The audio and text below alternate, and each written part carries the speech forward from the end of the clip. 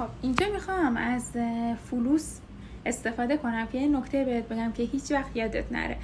فلوس به معنی پوله.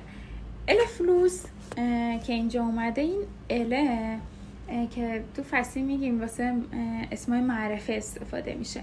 همون علیه که خودمون ایرانی‌ها میخوایم به هر چیزی وقتی میخوایم عربی بگیم به هر چیزی ال میچسبونیم که عربی شه. این همونه، ولی تو لهجه میگن ال، نمیگن ال. مثلا ال کتاب، ال قلم، نمیگن ال قلم یا ال کتاب، میگن ال کتاب، ال قلم یا ال فلوس که اینجا هستش.